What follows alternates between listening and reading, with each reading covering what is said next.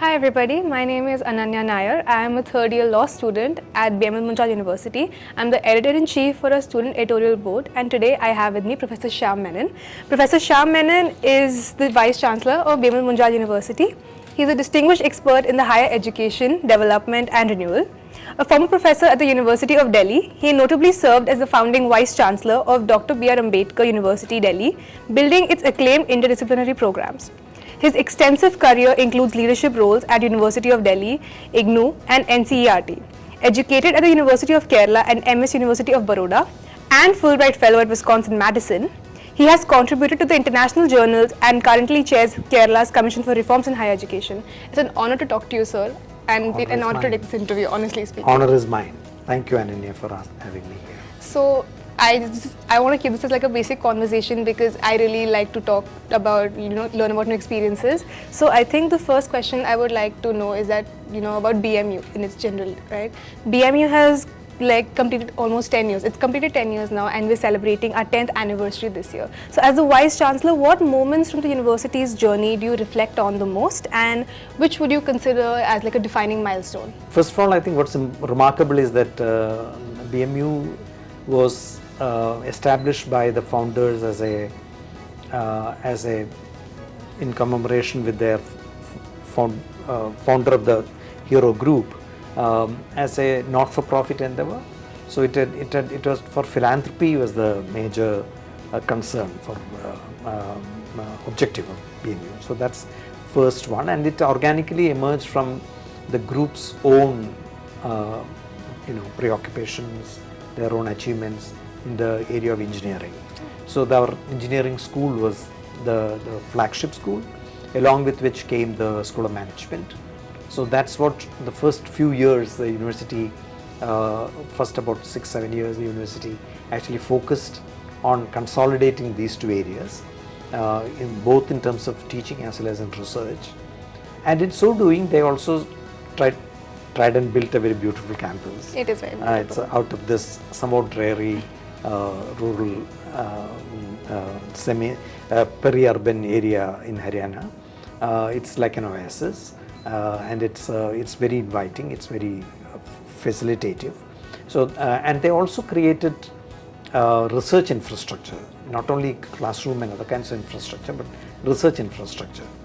And it was after a few years after consolidating these two, did they think of a third school, the School of Law, which was again a very good movement in my opinion, because if you say the defining movement is somewhere there, otherwise the university would have got stuck in its the classical image of an engineering management oriented institution, which is in the many such institutions in this country, but they decided to move away also. The point of action, I must say, in the School of Law, and got the best people to come here and establish it. And soon after that, close in heels to that, was the School of Liberal Studies. So these two, in a way, along with School of Management and Engineering, provides a very interesting ecosystem, which is not there in many other institutions. Some institutions are known for their law program, or some of them are known for their liberal studies program. But liberal studies and law, along with engineering and management, is something which we can, it's somewhat unique for us, and then that enables BMU to sort of take off into other areas, which is what it's at the moment trying to do. I think I'm very happy with the law program because it's an honor to be here, honestly speaking. But you talked about how these four aspects are very unique essentially because it's together as an ecosystem, it's unique. It's very unique, and I actually agree with that. So this has just happened in the first decade of BMU's existence. So as we move on to the second decade, what is your vision for the university's growth and evolution? Like, are there any specific initiatives or areas you believe will play a key role in shaping the next chapter of what is BMU? A design program is on the cards. I think that's likely to come. And we have a emphasis on entrepreneurship. So a lot of our activities are going to gravitate around the thrust area of entrepreneurship and innovation. So these three become our important areas. There may be new areas of knowledge that may get unfolded in the years to come. But what's important in the year we completed the 10 years, the decennial year, we actually did a lot of reflection on our own pedagogy and curricular approaches. Yeah. And we have sort of clarified to ourselves what we are attempting to do by way of, we are not in favor of rote didactic kind of learning. We want to emphasize on what may be called a heuristic approach, or maybe called an active learning approach. That's what we are trying to do. So we have decided to reconfigure our, the kind of institutional arrangements and organizational arrangements in such a manner that would facilitate these kinds of renewed emphasis on this philosophy, because there was a emphasis on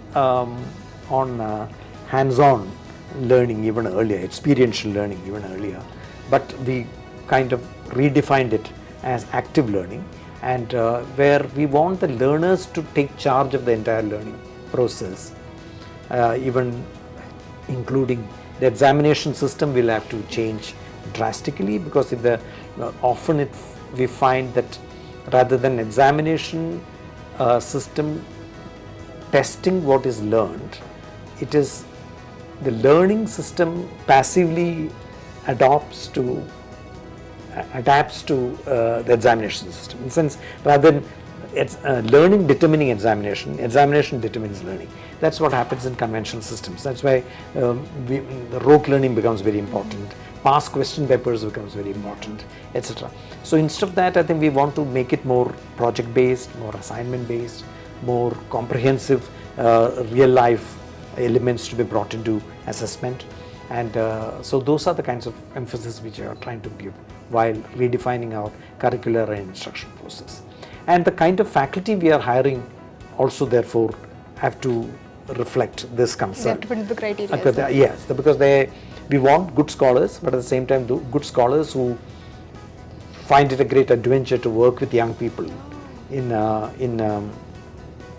how do you put it, co-learn. So it's like nothing like a teaching and some people learning. It's both sides are learning. It's like co-learning. So we are trying to create an environment in which both teachers as well as learners, and we call the teachers as senior scholars and learners as junior scholars. Both are scholars, yeah. So they work together in learning and making sense of complex realities which they are trying to transact in their curriculum. Along with these changes in the curricular and pedagogic approaches, we also want our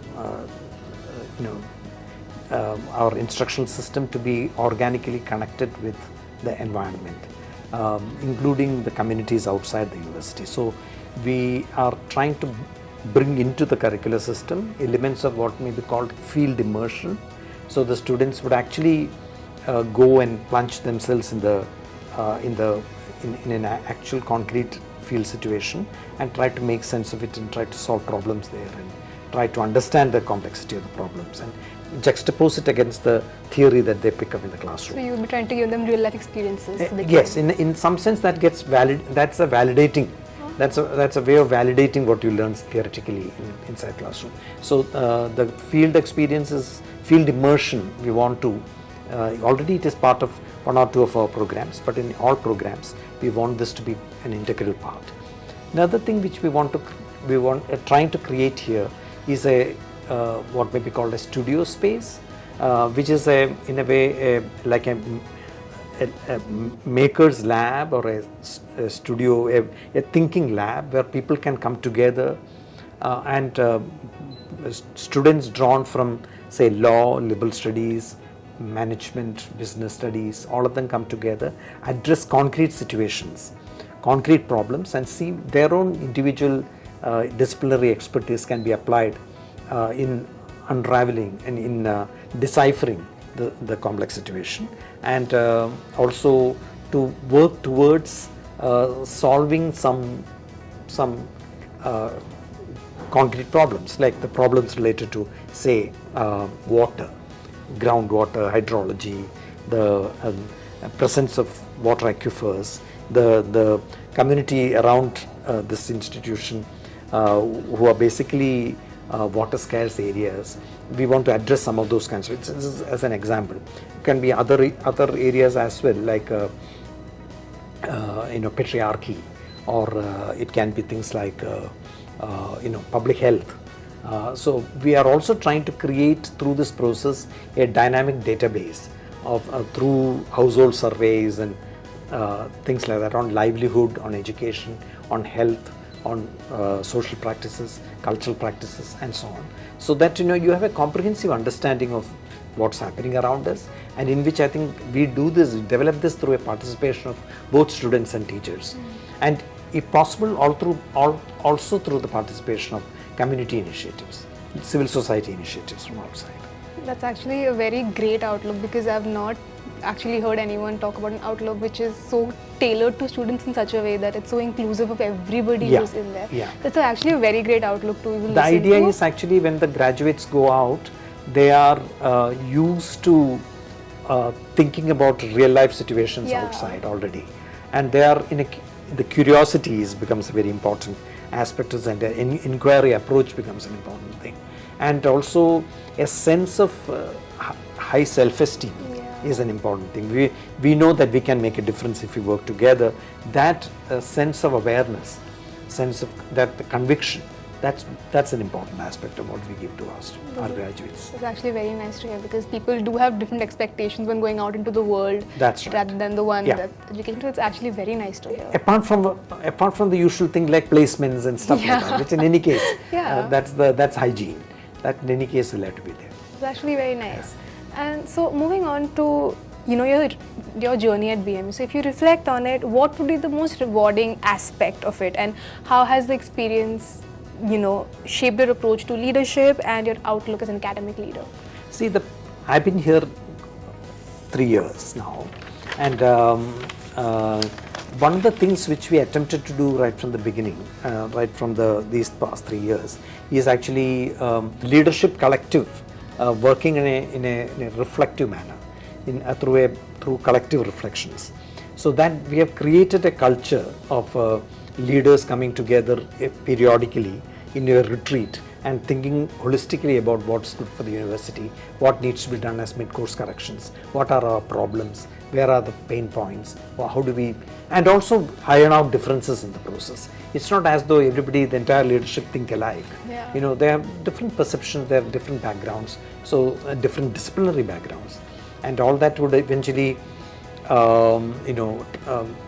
manifest in terms of different opinions and different strategies. But we need to really iron out those differences and also find out consensus, because after all, an institution as complex as a university should be done not through one person's ideas, through a collective so different perspectives have shaped your That's decisions right. over the So I would say that looking back at these past 3 years, I would say creating that culture of collective leadership has been what I would be proud of something which we did. I think that's also inspired all the communities on campus who are working together as teams. So I think it's a great thing. Yes, because this has to go into the microcosm. Every club or every hostel or every student body will have to reflect this particular thing. I think it's gone there, because I can see people working together, and then to know that even at the top people do work like that, it's actually a very enriching thing to hear. But Ananya, I must hasten to say that this is a work in progress. Again, the cultural changes are slow, but so long as we are aware of where we are headed, then I think I'm sure that we keep consolidating our own successes, correcting ourselves a little bit, and being flexible enough to adapt to new challenges. I'm sure that we'll I think it's a really great approach to it. It's a very nice approach. Thank you. Now, there are some things that I actually wanted to know about you, so we move on to those questions now. So, I'm a very avid book reader. I read mostly fictional, and I really want to know that is there a book that you've recently read that has left a very strong impression on you, or it's a book that you continuously keep rereading again and again? So, is there a book like that? Reading books consistently and in a faster pace is something which I'm trying to do, because I'm actually a slow reader. So, but at the same time, fortunately I every day I commute something like an hour each side, so I get that time to read in the car. So I try to do that. So the book I really enjoyed recently, that's something which I read last year, was actually Amitabh Ghosh's Smoke and Ashes. It's all about opium trade. It's not a fiction. It's actually non-fiction, anthropologically oriented writing. It accompanies his trilogy, which he wrote, a trilogy of 3 novels on Ibis, on this ship called Ibis, and it's all about diaspora and all that, of the 19th century diaspora from India, in the indentured labor and all that. But this particular thing is an anthropological account of this entire thing, and the focus has been on opium trade. I never knew about the opium wars and the manner in which the British colonial power and European colonial powers, I must say, as a rule, subjugated India and China, and how cities like Bombay and Calcutta came up, and Hong Kong came up. So I enjoyed reading that book. Recently, I completed reading a book by somebody called Benjamin Labatut. He is a Peruvian scholar, a writer, a young man. He writes fiction based on discoveries of science and stories around discoveries of science. I'm reading this book called Maniac, which is his latest. It is, it's again, it's about scientific discoveries of the early 20th century, middle of the 20th centuries, and the kind of psychological agony that people had to go through to arrive at those epiphanies, which through which new grounds were covered in certain new areas like quantum mechanics and so on and so forth. I really enjoyed reading that. It doesn't. I don't need to be a physicist to understand that. It sort of lucidly and in a very intense manner talks about the mental agonies of the people who actually are at the frontiers of knowledge, in the sense they are trying to make sense of the complex world through unusual tools, and do not want to test everything through common sense, because we are going beyond common sense. Quantum mechanics is all about going beyond common sense. I think books like these do give you perspectives, very different perspectives on what we assume would life would be. I'm just bought a book and I would like to read it next. That's Pankaj Mishra's World Beyond Gaza. So I'm really looking forward to reading that. It's about Pankaj Mishra's, I read its review. So it's about his assessment of how the world is unacceptably tolerating genocide when it's happening there. And he's understanding, it's not so much about Gaza as it, I think, I have not read it, as it is about the complacency of the world. That's what he is trying to understand, I think, from whatever review and whatever discussion in which he himself participated. I think it's great that we get to learn about such new perspectives of different people. I'm looking forward to reading that, although it's going to be an intense experience, not very enjoyable in that sense, but I think you and I would like to read this book, so thank you for giving me a suggestion on that. But okay, so do you have any unexpected talents or hobbies that most people might not know, and something that might actually surprise the student community here at BMU? I'm always interested in music. I listen to music. I used to, in good old days I used to sing. I used to play instruments. So I have a kind of a broad interest in music, and also all kinds of music, whether it be Gregorian chants or Western classical or Indian classical or Hindustani or Tumris or South Indian Carnatic or Kerala Sopana Sangeetam or whatever. I have all kinds of musical interests. What kind of instruments did you play? I used to play a stringed instrument called Shaibaja, and it's actually a kind of a larger, sitar is more complicated, but the same principle. Right. Use a fret with the left fingers and the strike with the right fingers. Same principle, but a different instrument. So how long did you play for? I never learned anything, but I used to. I played on my own. I learned on my own. I performed sometimes, but now I have to revive it. I'm looking forward to my retirement to get back to music. I mean, it's a very interesting hobby, because as like someone who's seen you, I would not expect you to be interested in music. I think I would expect you to be more into philosophy. No, but philosophy and music are very related. Are they? Of course. I mean, there is this Pythagorean thing, no, music of spheres. When they contemplated about cosmology and where the heavenly bodies were created, they thought there was music in it. And so there's a certain aesthetics with which you approach the understanding of cosmos and also inner psyche. Both these things have a certain music in it, I think. So, some kind of rhythm is also and there. also other kinds of aesthetics, like for instance, if very intense art expressions were created, that came out of a strong emotional intensity, so I can't compartmentalize saying that, oh, this is art and this is reality. You know, I think reality and art are it's a seamless continuum, I think. So music definitely is a pervasive thing. I tell you, music makes you, creates your mood.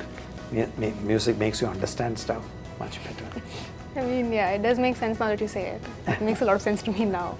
Now, there are also a few things that the students at BMU wanted to know about you. Okay. So I did get those questions from my editors, my team, and their friends as well. Okay. So, knowing what you know today, what advice would you give to your 20-year-old self? Good question. Considering you told me you left home at a very early age. I left home at 19. Yes. So, what advice would you give to that you? I would certainly advise my young me to not to hasten, not to rush with things, not to rush into things, not to be impulsive too much, but to have a certain confidence in oneself that one will be able to reach where one wants to reach. One doesn't have to be restlessly trying to push that. So those are kinds of things which I would certainly, whether it be for academic kind of directions or relational stuff or whatever, my 20-year-old would have been helped better if he was advised, hasten slowly. Hasten slowly. Go, hasten, but slowly. Would he have taken that advice? I don't know, because I was a very defiant person. I was at some point I would cut my nose to spite my face. So, that of course we all go through that. I am going through it. So I think looking back, I feel that probably, but unless you traverse that distance, you would never have the wisdom to look back. And the age I am in, I sometimes feel I am vested with wisdom which I have no use of. So by the time I acquired the wisdom, I have no use. Because when I needed it, I did not have the wisdom. Yeah. But that is always a little bit of a mismatch between our understanding and our action. So, but you asked me that question, a hypothetical question, this is what I would advise. Probably my 20-year-old will not heed that advice, but all the same I would advise. I mean, now that you have the wisdom, you can pass it on to the future generation. Yes, but people have to give. They have to learn wisdom that. Wisdom is not given, no. Oh, yeah, it's not there's no textbook of wisdom. There is it has to be lived and learned. Yeah, I mean, it makes sense. Actually. Lived and acquired, lived and developed. I mean, not learned so much, but lived and developed. Yes. That actually makes sense to me. Because I think 20-year-old me would not take this advice. I know. I wouldn't. I know.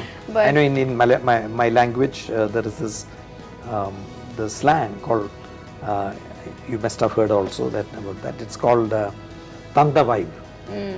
You heard about it? I've heard it. Tanda vibe actually means this old men coming and giving this wisecracks about. I've heard it. So that it's neither solicited nor needed nor is very useful. But the old men have this tendency of saying, I have to say something because I have so much of accumulated knowledge. It will be such a waste if I don't distribute it freely. Maybe if my 20-year-old didn't hear me, somebody else will. I mean, actually, I've very often heard that slang, and to people older essentially, but not, I think I should start taking their advice now that you're saying it. All right, so my next question is, during your time as the Vice Chancellor, what has been the most unexpected or the most eye-opening experience for you? I can't talk about just BMU because I've been a Vice Chancellor 10 years in Ambedkar University as well. Overall. And I was also proctor of the Delhi University for about 5 years. Altogether, I've been in university administration for something like 20 years. Okay. So I think too long actually. But what really used to surprise me at some point is that people posture without having to, the posturing is important. I think we shouldn't, previously I used to think that that was a act of defiance or act of unfriendliness or something like that. But I realized then later that I think there are some roles you are playing, and there are some things which are scripted out to you, and you have to read out of that script. That's important. You as a student, you as a teacher, or you as a teachers union person, or a whatever, all of us are in a way speaking out of a historical script. I think it's not very common for people to have the wisdom to come out of that script and go beyond it. But when people are reading out those scripts, one should not take it too seriously. One should not take it to one's heart. Instead, I think one should understand that this is a posturing. And that posturing is important in every organization. You will see that in whichever organization you are going to work tomorrow, then people take this posturing becomes very important. That doesn't mean that it's a friendship is defined or an enmity is defined on the base of that posture.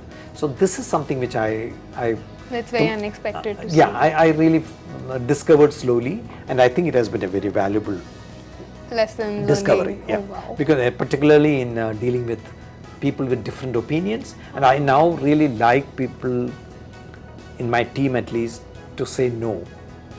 If you have a team where everybody says yes to you, then there's something suspicious about it. Yeah.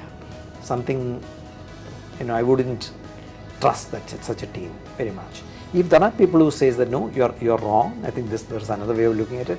That's something which one needs to be very happy about. So as a leader, one should try and constitute a team around you where there are people to say no. So you're very open to diverse perspectives and just like people That's to the way give it their should be. opinions. In many of the cases in the way countries are run or the organizations are run, people don't like diverse opinions. So everybody will say yes. If the leader says something, everybody will agree. But in the process, you never get a true feedback on something on the basis of the wisdom that people have acquired. People are just saying to please you, saying things to please you, not because they are convinced about what they are saying. It's a very healthy outlook. It's a very healthy that's, outlook. but it's not always easy to practice. Yes, but because people might be scared. So yeah. At the cerebral level, I try to keep that in the back of my mind. So my last question for you today, which is very sad for me because I would have loved to keep this conversation going.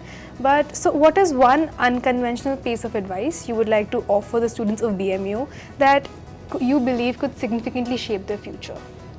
Wow, that's a tough one. With your years of wisdom. Yeah. I'm not using that slang in Malayalam. No, I would say the following. I think I would say that have faith in yourself. I think that's very important.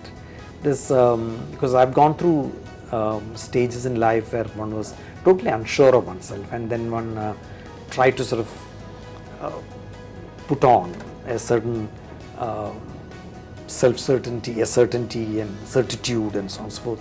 So I would, there's no point in doing all that. I think it's better to have a faith in yourself. If you're intuitively you feel that certain things are going to be right, better stick to it, and then have the trust yourself to sort of take it through. You may fail, that's okay, but then in the process of failing, there's a lot of lessons you learn. I think that lessons are worth learning, because there's no point in avoiding being risk averse. You don't make mistakes usually, but then you do not learn as well.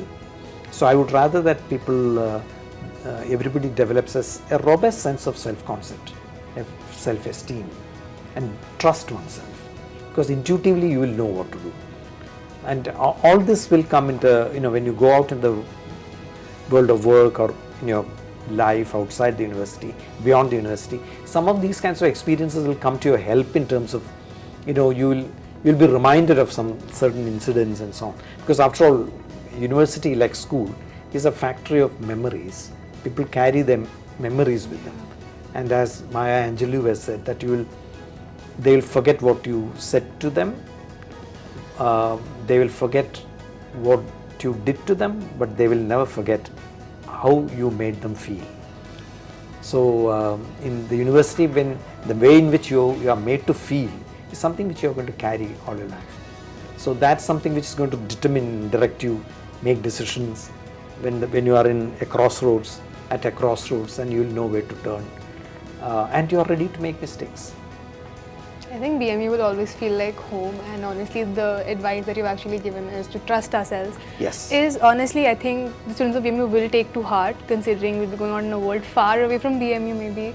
But it's really nice to hear something like this from someone with your stature, that you have faith in students like us and that you actually, trust us to be able to trust our own instincts. So that's actually very nice. And I think that's it from my side today. It was an honor to interview you. It was a really fun conversation, at least from my side. And such a pleasure. Such a pleasure from my side too. Yeah. And yes, thank you so much. Even without a camera, you and your team, I'll be very happy to talk to you. I'll be taking you up on that opportunity. But it was really an honor, sir. Thank you so much. Bye-bye. Bye-bye.